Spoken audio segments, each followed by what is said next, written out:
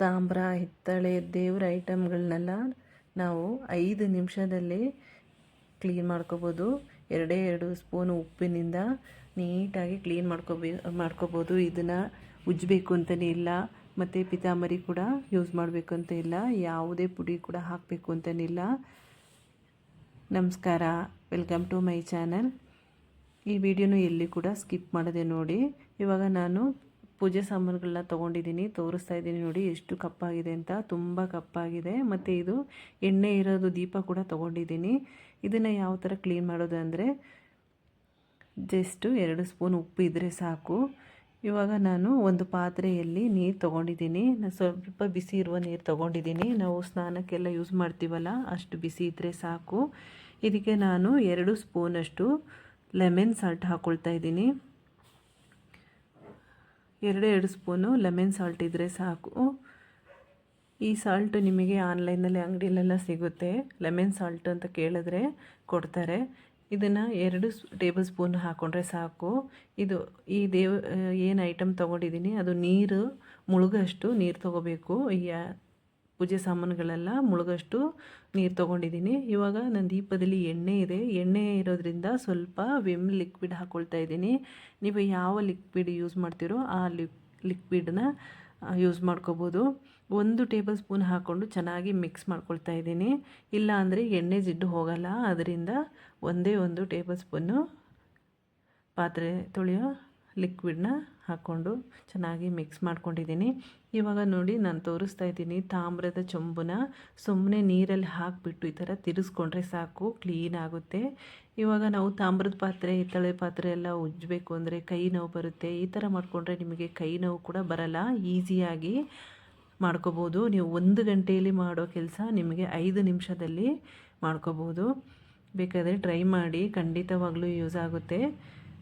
ಇದಕ್ಕೆ ಯಾವುದೇ ತಾಮ್ರದ ಪಿತಾಂಬರಿ ಆಗಲಿ ಸಬೀನ ಆಗಲಿ ಯೂಸ್ ಮಾಡಬೇಕು ಅಂತಿಲ್ಲ. ಹುಣಸೆಹಣ್ಣು ಕೂಡ ಯೂಸ್ ಮಾಡಬೇಕು ಅಂತಿಲ್ಲ.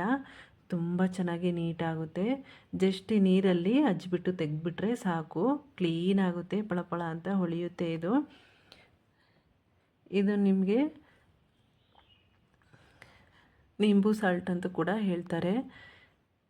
ಇದನ್ನು ನೀವು ಎಲ್ಲ ಅಂಗಡಿಯಲ್ಲಿ ಕೇಳಿದ್ರೆ ನಿಮಗೆ ಕೊಡ್ತಾರೆ. ನಿಂಬು ಸಾಲ್ಟ್ ಅಂತ ಕೇಳಿದ್ರೆ, ಲೆಮನ್ ಸಾಲ್ಟ್ ಅಂತ ಕೇಳಿದ್ರೆ ಕೊಡ್ತಾರೆ.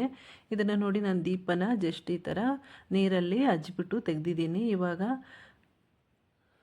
ಕಳಸನ ತೊಗೊಂಡಿದ್ದೀನಿ. ಕಳಸ ಚೊಂಬನ್ನು ಕೂಡ ಅಷ್ಟೇ ಸುಮ್ಮನೆ ನೀರಲ್ಲಿ ಹಾಕಿ ನಾನು ತೊಗೊಳ್ತಾ ಇದ್ದೀನಿ. ಇದನ್ನು ಉಜ್ಜಬೇಕು ಅಂತಲೇ ಇಲ್ಲ. ನೀವು ಉಜ್ಜಿದ್ರೆ ಕೈ ನೋವು ಬರೋದು ಆ ಥರ ಏನೂ ಇಲ್ಲ. ಸುಮ್ಮನೆ ಜಸ್ಟ್ ನೀರಲ್ಲಿ ಹಾಕಿ ಥರ ತಿರುಗಿಸ್ಬಿಟ್ಟು ಎತ್ಬಿಟ್ರೆ ಸಾಕು, ಕ್ಲೀನ್ ಆಗುತ್ತೆ. ಎಲ್ಲ ತಾಮ್ರದ ಐಟಮ್ ಕೂಡ ಇದೇ ಥರನೇ ಮಾಡ್ಕೋಬೋದು. ಹಿತ್ತಾಳೆ ಆಗಲಿ, ನಿಮ್ಮ ಮನೇಲಿ ಎಷ್ಟು ತಾಮ್ರದ ಐಟಮ್ ಇರುತ್ತೋ ಅಷ್ಟನ್ನು ಕೂಡ ನೀಟಾಗಿ ಕ್ಲೀನ್ ಮಾಡ್ಕೋಬೋದು. ಇವಾಗ ಅದನ್ನು ಬೇರೆ ನೀರಲ್ಲಿ, ತಣ್ಣೀರಲ್ಲಿ ಕ್ಲೀನ್ ಮಾಡ್ಕೊಳ್ತಾ ಇದ್ದೀನಿ.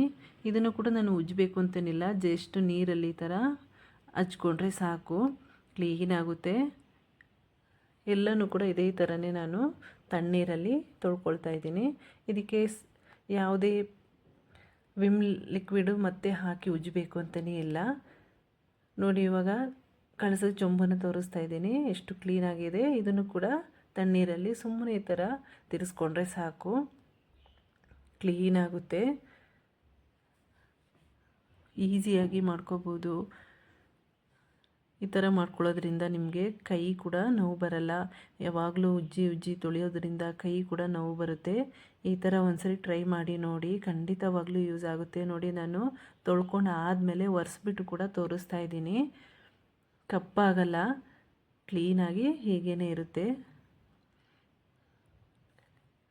ನಿಮಗೆ ಹುಣಸೆಹಣ್ಣು ಆ ಥರ ಎಲ್ಲ ಹಾಕಿ ತೊಳಿಬೇಕು ಅಂತಲೇ ಇಲ್ಲ. 2 ಸ್ಪೂನು ಲೆಮನ್ ಸಾಲ್ಟ್ ಇದ್ದರೆ ಸಾಕು. ನೋಡಿ ನಾನು ವಿಗ್ರಹನ ಕೂಡ ತೋರಿಸ್ತಾ ಇದ್ದೀನಿ. ವಿಗ್ರಹನ ಕೂಡ ನಾನು ನೀರೊಳಗಡೆ ಹಚ್ಚಿಬಿಟ್ಟು ತೆಗೆದು ತಣ್ಣೀರಲ್ಲಿ ತೊಳ್ಕೊಂಡಿದ್ದೀನಿ, ಎಷ್ಟು ಕ್ಲೀನಾಗಿದೆ ಅಂತ. ಇವಾಗ ಚಿಕ್ಕದೊಂದು ಬಿಂದಿಗೆ ಇದೆ. ಬಿಂದಿಗೆ ಕೂಡ ಅದೇ ಥರನೇ ನಾನು ನೀರಲ್ಲಿ ಹಚ್ಚಿಬಿಟ್ಟು ತೊಗೊಳ್ತಾ ಇದ್ದೀನಿ. ಇದೆಲ್ಲ ಕ್ಲೀನ್ ಮಾಡಬೇಕು ಅಂದರೆ ನಿಮಗೆ 1 ಗಂಟೆ ಇದ್ರೂ ಸಾಕಾಗಲ್ಲ. ಇವಾಗ ನಿಮಗೆ ಈ ಥರ ಮಾಡ್ಕೊಳ್ಳೋದ್ರಿಂದ ಟೈಮ್ ಕೂಡ ಸೇವ್ ಆಗುತ್ತೆ. ನೋಡಿ ಇವಾಗ ಎಷ್ಟು ನೀಟಾಗಿದೆ ಅಂತ. ಒಂದೇ ಒಂದು ಸೆಕೆಂಡಲ್ಲಿ ಈ ಥರ ನೀರಿಗೆ ಹಚ್ಬಿಟ್ಟು ತೆಗೆದ್ರೆ ಸಾಕು, ಕ್ಲೀನ್ ಆಗುತ್ತೆ. ಕಪ್ಪಗಿರುವ ತಾಂಬೂರ ಹಿತ್ತಾಳೆ ಪಳಪಳ ಅಂತ ಹೊಳೆಯುತ್ತೆ, ಅಷ್ಟು ಚೆನ್ನಾಗಿ ಆಗುತ್ತೆ. ಈ ವಿಡಿಯೋ ಇಷ್ಟ ಆಗ್ತಾಯಿದ್ರೆ ಒಂದು ಲೈಕ್ ಕೊಡೋದಂತೂ ಮರಿಬೇಡಿ. ನಿಮ್ಮ ಫ್ಯಾಮಿಲಿ ಫ್ರೆಂಡ್ಸ್ಗೆಲ್ಲ ಶೇರ್ ಮಾಡಿ. ನೋಡಿ ಇವಾಗ ಕ್ಲೀನ್ ಮಾಡ್ಕೊಂಡು ತೋರಿಸ್ತಾ ಇದ್ದೀನಿ, ನೀಟಾಗಿದೆ. Thank you.